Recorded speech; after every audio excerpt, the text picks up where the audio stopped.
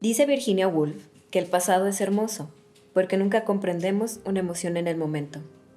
Se expande más tarde, y por eso no tenemos emociones completas sobre el presente.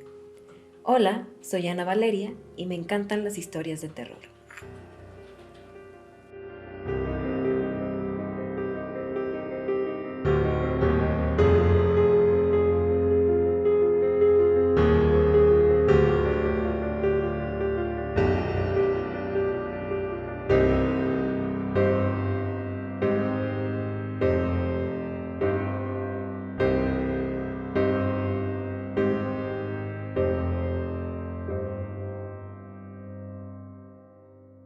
Este episodio forma parte de la segunda temporada.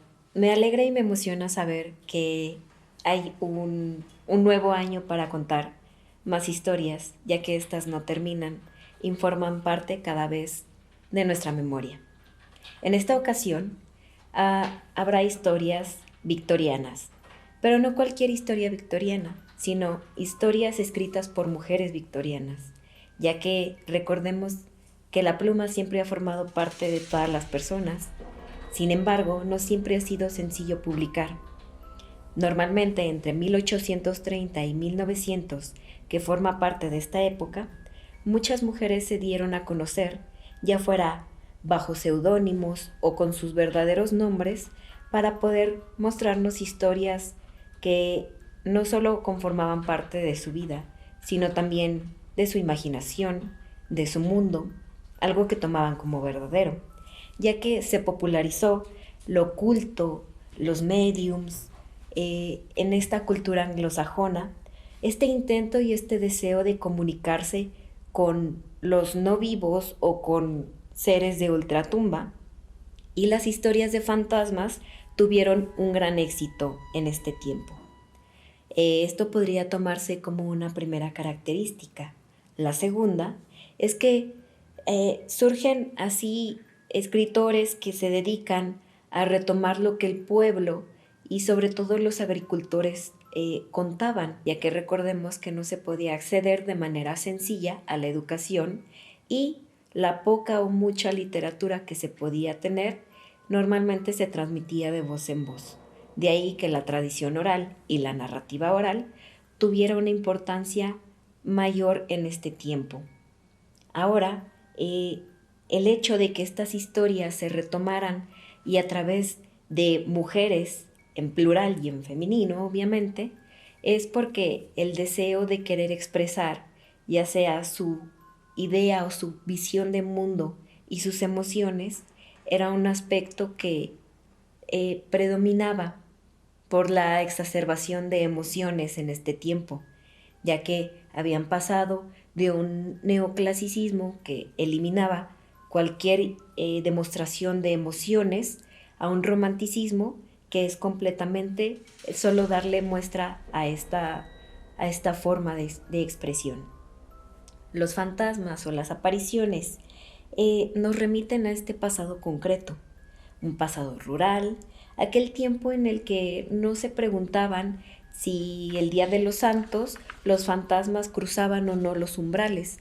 Sin embargo, se tomaba como una afirmación y se paseaban a sus anchas por nuestro mundo aquellos espectros. El raciocinio que tanto los burgueses deseaban tener presente se pierde frente a los fantasmas, pues para dar paso a los tormentos y a los horrores que este tipo de personajes nos proporcionan en las historias.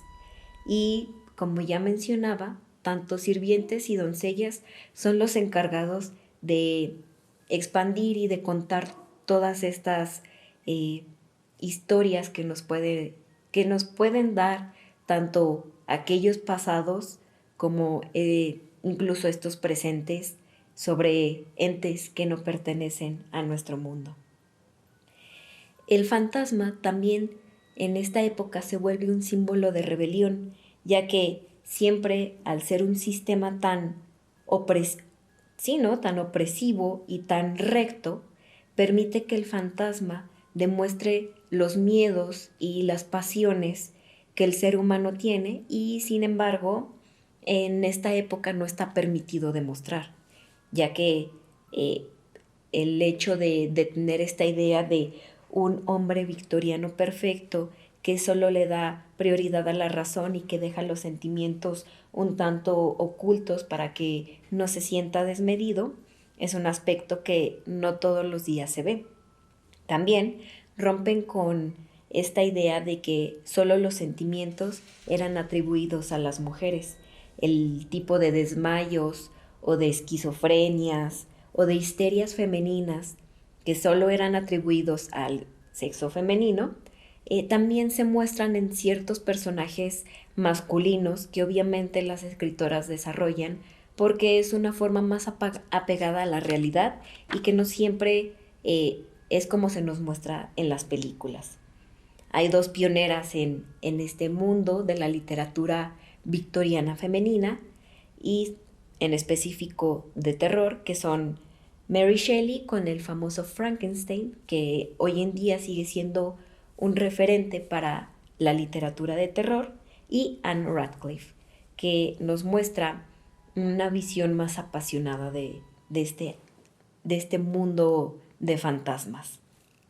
Ahora que tenemos un acervo amplio, no solo de mujeres anglosajonas escritoras, sino también mujeres victorianas mexicanas e incluso zacatecanas, sería cuestión de buscar de nuevo en nuestras revistas de literatura y un poco en nuestros archivos históricos y nos daremos cuenta que hay más de una escritora latinoamericana que nos puede proporcionar este tipo de historias. La primera historia se titula La historia de la vieja niñera, de Elizabeth Gaskell. Esta historia se publica en 1952. Bueno, empieza en el pequeño poblado de Westmoreland, en donde la niñera comienza a contarle a los hijos de aquella niña que ella cuidó cómo es que visiones y apariciones en la vieja casa del abuelo tomaron lugar en aquel tiempo. Esta mujer era una niña la cual estaba siendo instruida en la escuela y a la cual una vez decidió contratársele, ya que la niña de la cual tomaría cuidado era hija de una mujer que había enviudado hace poco y esta mujer tenía que atender todos los asuntos del esposo difunto y ella no podía atender a la niña. Ella, de buen agrado, al ser una familia acomodada y de buena reputación, aceptó el trabajo, por lo que pronto llegó un caballo y un carruaje para que la recogieran y la dejaran en la mansión de los Farwell. En esta mansión todo tenía un orden, todo tenía un horario y había ciertas restricciones a las cuales esta niñera tenía que hacer un caso constante. Una de estas restricciones era que no se le debía de molestar al señor Farwell en ningún momento y que de tiempo en tiempo tenía que ciertas noches ver que el señor estuviera bien. Todo el tiempo recurrió de manera tranquila. Sin embargo, la niña a la cual ella cuidaba cada día tenía mayor inquietud de la noche, los sueños eran intranquilos y solía despertar llorando y demasiado alterada. La niñera solía preguntarle qué era lo que pasaba y esta niña solo podía decir que soñaba con una niña la cual lloraba mucho y rogaba que le dejaran entrar. Ella se preocupaba por aquella condición de este sueño recurrente y buscaba que la niña no estuviera tan cerca de las ventanas, por así mencionarlo. Conforme pasa el tiempo, esta acción recurrente va tomando una realidad en la que la mujer se da cuenta de que hay una aparición en el que la niña ve a otra niña, pero afuera, en el invierno y en la nieve, que le pide y le grita que la deje entrar. A la niña a la que está cuidando se angustia de tal manera que llora y grita y le pide a todos que por favor dejen entrar a esa niña. Sin embargo, cuando se acercan a la ventana, no encuentran nada. Todo pasa con el tiempo hasta que llega un momento en que esta niña, a la cual está al cuidado, una noche sale y nadie la encuentra. No pueden encontrarla, no saben dónde está, y todos, terriblemente preocupados, temiendo lo peor, la buscan incluso en los lindes del bosque, hasta que esta niñera, en su instinto maternal tan unido a ella, va y la encuentra bajo un árbol en el que casi se encuentra muerta de frío. La niña le dice que la otra niña fue a buscarla, salieron a jugar y que le decía que se quedara a dormir con ella ya que tenía mucho frío. Ya con este tipo de visiones tan reales y tan peligrosas, la niñera busca una respuesta a qué se debe que esta niña se aparezca tanto. Los sirvientes deciden contarle que, al parecer, la madre de aquel señor que es el dueño de esa casa, en algún momento fue expulsada junto con su hija al resultar ser madre soltera, y que al día siguiente no la encontraron más que cerca igual de los lindes del bosque, completamente loca y con la niña muerta en brazos. De ahí que todos toman esta idea de que tal vez esa aparición es aquella niña que ha muerto. Sin embargo, es imposible dejarla entrar, ya que sería más bien un espíritu maligno o un demonio lo que se está presentando, más que el fantasma de una niña desesperada. La última noche, en la que todo esto al parecer termina, aquella niña se vuelve a presentar y está dispuesta a dejarla entrar la niña al cuidado. Sin embargo, la niñera la sostiene y teme mucho de estarla lastimando. Sin embargo, la niña llora y patalea y desea que dejen entrar a su amiga, porque su amiga le está diciendo que tiene mucho frío y que está muy asustada y que está muy triste. Sin embargo, todos logran ver a través de esa ventana que hay un hombre que se acerca a esa niña y también aparece una mujer. Los tres intentan saldar sus cuentas y se dan cuenta que es aquel hombre que era dueño de esa casa y que la expulsó por haber sido madre soltera. Después de ese día, no se volvieron a tener ni visiones ni apariciones de aquella niña. Al parecer, pudo descansar en paz, o al menos pudo trascender de cierta manera. La segunda historia de este episodio se titula El abrazo frío, de Mary E. Braddon. Esta historia se publica en 1960 y cuenta la historia de un artista alemán, el cual era joven, apuesto y elocuente. Era huérfano y su tío en Wilhelm lo había prácticamente criado. Cuando este joven crece y se da cuenta de todas sus aptitudes, hay una chica que se enamora perdidamente de él. Al parecer, él sí le correspondía. Sin embargo, la fecha de su compromiso había pasado de largo y ella se había quedado sola. Él se había ido a Italia a crecer en su vida de artista para copiar Rafaeles, Tizianos, para que a él le interesaba más labrarse su camino como artista que el casarse. Cuando regresa de Italia a Inglaterra, se entera de que la chica a la que él la había comprometido y no le había cumplido, ha muerto. Sin embargo, cuando la forma en que él se da cuenta de que esta chica muere es porque se entera de que hubo un suicidio en el acantilado. Sin embargo, cuando él de primera mano ve el cuerpo de quien se ha suicidado, se da cuenta que es esta chica, a la que dejó prácticamente plantada.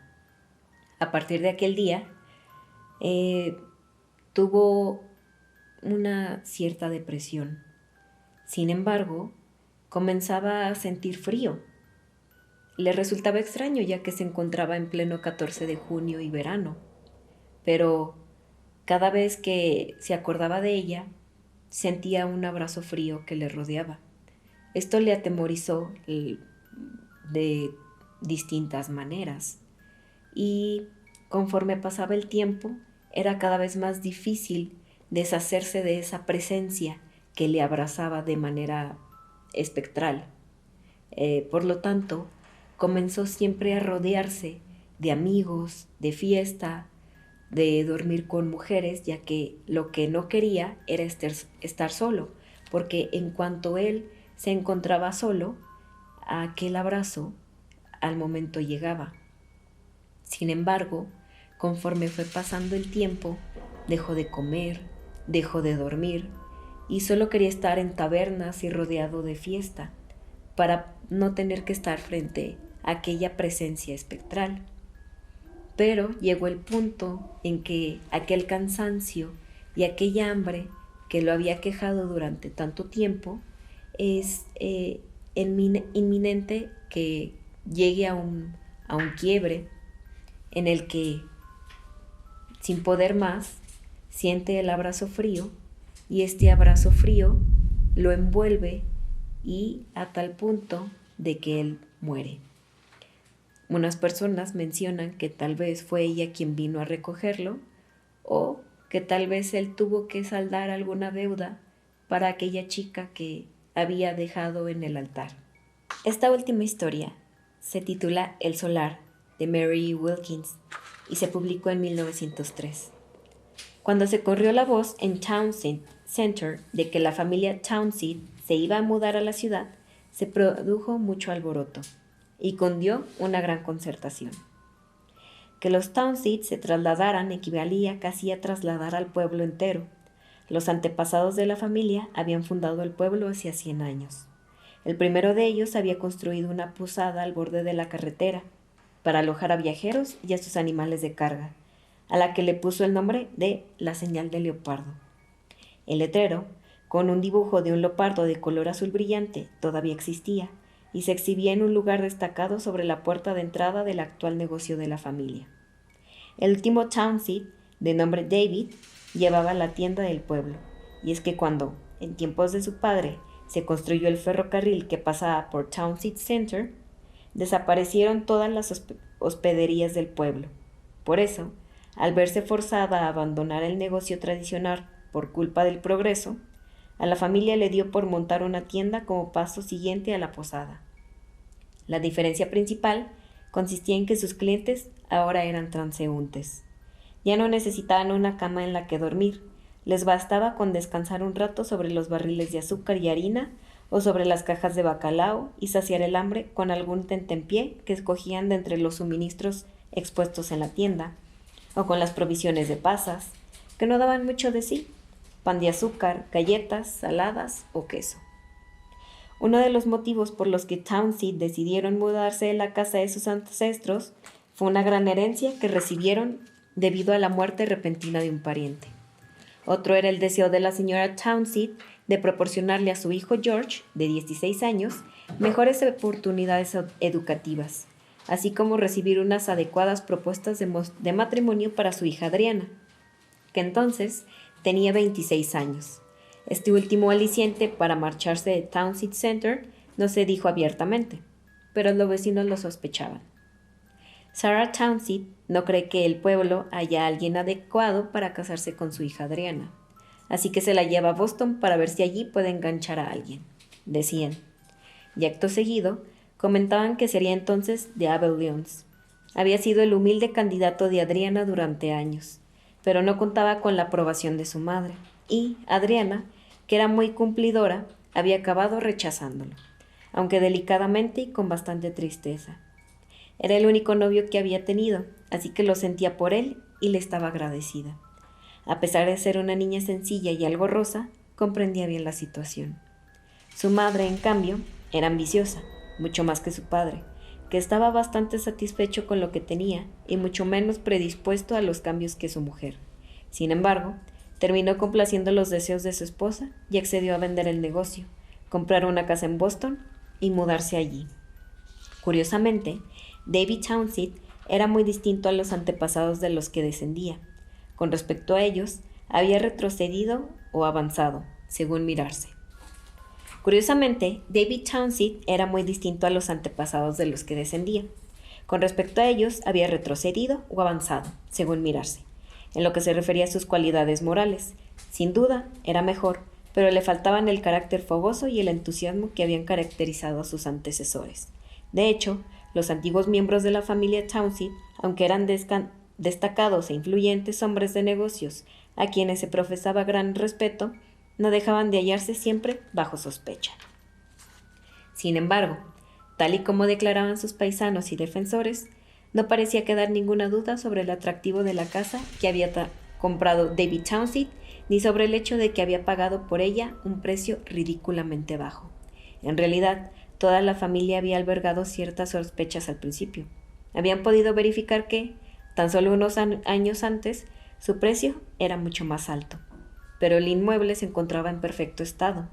No había desperfecto alguno en la instalación de las tuberías, ni en el mobiliario, ni nada.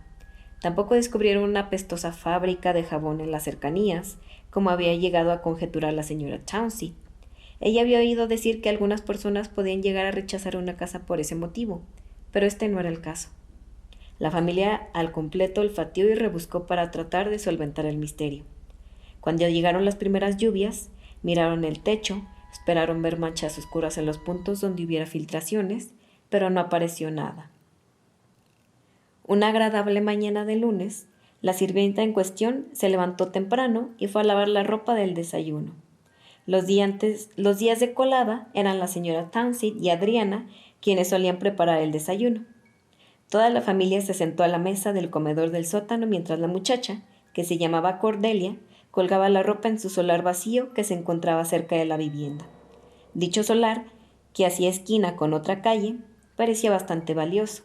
Resulta de lo más extraño que nadie hubiera construido en él. De hecho, hasta los Townsend, hablando del asunto, se mostraron de acuerdo en que hubiesen preferido que su casa estuviera situada allí. Al final, haciendo gala de la costumbre rural según la cual se ignoraban los derechos de propiedad de un terreno desocupado, habían decidido utilizar el solar para todo lo que quisieran. «Podemos colgar la ropa en el solar», le había dicho la señora Townsend a Cordelia el primer lunes que estuvieron en la casa. «En nuestro jardincito no cabe, y además allí da más sol». Así que Cordelia llevaba colgando la ropa allí 4 lunes seguidos, y este era el quinto. Casi habían terminado de desayunar. Estaban ya con los bizcochos de alforfón, cuando la sirvienta entró corriendo al comedor y se quedó mirándolos sin hablar, con una expresión que indicaba el mayor de los horrores. Estaba pálida como un muerto. De sus manos chorreaba espuma de jabón y la retorcía nerviosa entre los pliegues laterales de su vestido de percal. Hasta su pelo, que era fino y escaso, parecía erizado de miedo. Todos los miembros de la familia, sin excepción, se giraron para mirarla. David y George se pusieron de pie, pensando que quizás se habría topado con unos ladrones. «Cordelia Battles, ¿qué es lo que pasa?», gritó la señora Townsend. Adriana, asustada, cogió una bocanada de aire y se giró tan pálida como la sirvienta. «¿Qué pasa?», repitió la señora Townsend. La sirvienta no era capaz de hablar. La señora Townsend, que podía llegar a ser muy autoritaria si la situación lo requería, se levantó de un salto, corrió hasta la mujer aterrorizada y la sacudió con fuerza. «Cordelia Battles, habla, y no te quedes ahí mirándonos así, como si te hubiera comido la lengua el gato. ¿Qué te pasa?». Entonces Cordelia con voz tenue habló. «Hay alguien más, colgando la ropa, en el solar», dijo sin aliento y se agarró a una silla para sostenerse. «¿Quién?», chilló la señora Townsend, indignada, pues ya había asumido que el solar vacío era de su propiedad. «¿Son los de la casa de al lado? ¿Qué derecho tienen? El solar está pegado a nuestra casa». No sé quién es», resolló Cordelia de nuevo. «La chica de la casa de al lado, esa del pelo pelirrojo, va a misa todas las mañanas», dijo la señora Townsend. «A estas alturas ya debería saber quién es, Cordelia». «No era ella, y no he podido ver quién era», añadió Cordelia, aterrada. Todos se quedaron mirándola. ¿Y se puede saber por qué no?, preguntó la señora. ¿Acaso te has quedado ciega de repente? No, señora. Entonces, ¿por qué? Solo he podido ver.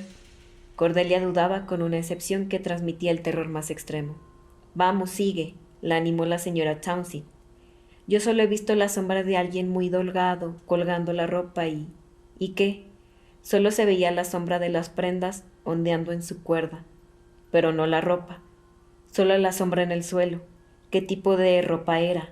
Muy extraña, dijo Cordelia con un escalofrío. Si no te conociera tan bien, diría que has estado bebiendo, dijo la señora Townsend. Y ahora, Cordelia Battles, voy a ir al solar para ver con mis propios ojos esto que estás contando. Yo no la acompaño, dijo la mujer. La señora Townsend y el resto de la familia salieron al solar, menos Adriana, que se quedó en casa con la sirvienta temblando. Juntos cruzaron la puerta principal de su propiedad para acceder a la calle. De camino al solar, lo normal en un terreno de esta naturaleza. Un álamo grande, vestigio del bosque que en otro tiempo ocupaba aquel lugar, lanzaba los destellos de sus hojas desde una esquina. Por lo demás, el terreno estaba cubierto de malas hierbas y unas pocas flores polvorientas. Los Townsend se pasaron justo a la entrada de la tosca verja que separaba el solar de la calle, y, sorprendidos y horrorizados, descubrieron que Cordelia les había dicho la verdad. Con sus propios ojos vieron lo que su criada les había descrito, la sombra de una mujer delgadísima, con los brazos levantados que se movía por el suelo, y distinguieron también las sombras de unas prendas raras, indescriptibles, holdeando colgadas de la sombra de un cordel. Mas cuando levantaron la mirada en busca de los cuerpos que proyectaban dichas sombras, no hallaron nada más que el aire azul del mes de octubre.